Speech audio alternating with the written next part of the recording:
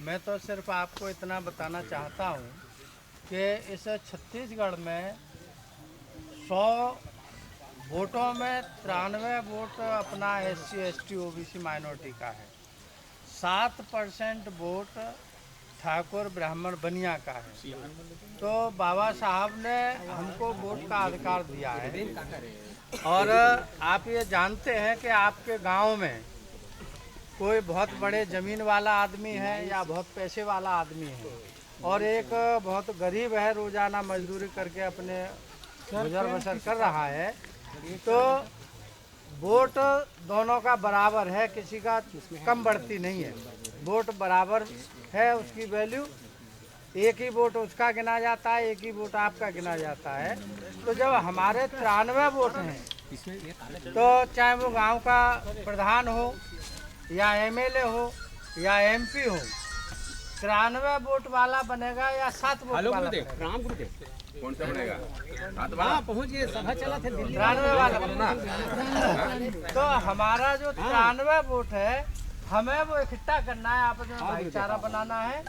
और जब हम आपस में भाईचारा बना लेंगे, अपने वोट को इकट्ठा कर लेंगे, तो मुख्यमंत्री की कुर्सी पर आपका भाई, आपका बेटा, आपका चाचा वो बैठेगा।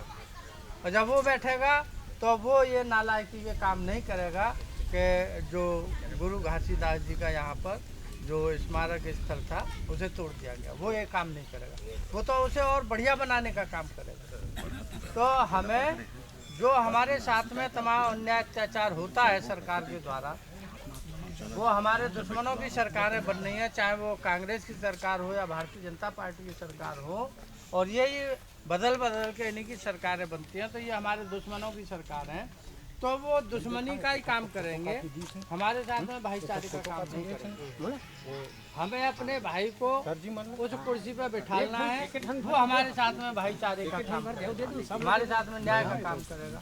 और ये बहुत आसान काम है, इसके लिए हमें कुछ नहीं करना है, सिर्फ अपना वोट अपने भाई को डालना है। हमें वोट डालना है, वोट तो डालने जाते हैं, हम हर चुनाव में डालते हैं, बस वोट अपने भाई को डालें। IDA गठबंधन से जो भी यहाँ खड़ा किया जाए, आपको ये नहीं देखना वो किस जाति का है, किस बरादरी का है।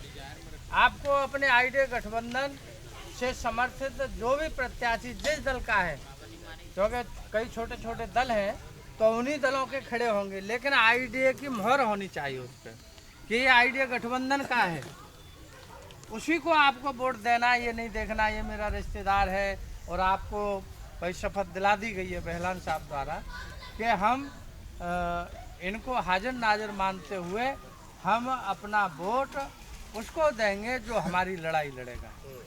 आपकी लड़ाई लड़ने के लिए IDA गठबंधन मैदान में है, और यहाँ की जो छोटी छोटी पार्टियाँ हैं, हम उनको इकट्ठा कर रहे हैं। उनका हमें मुख्यमंत्री बनाना है। जब अपना मुख्यमंत्री होगा तभी हमारी सारी समस्याओं का समाधान होगा। आपको फिर कहीं परेशान होने की आवश्यकता नहीं होगी, कहीं मांग करने की आवश्यकता नहीं होगी, आपके सारे काम अपने घर बैठे होंगे। तो मैं बस आपसे यही कहना चाहता हूँ, हमें वोट की ताकत को समझना चाहिए। आपके वोट की ताकत ज़्यादा है, 100 में से 93% आपकी ताकत है, तो 7% वाला कभी MLA MP नहीं बन सकता है।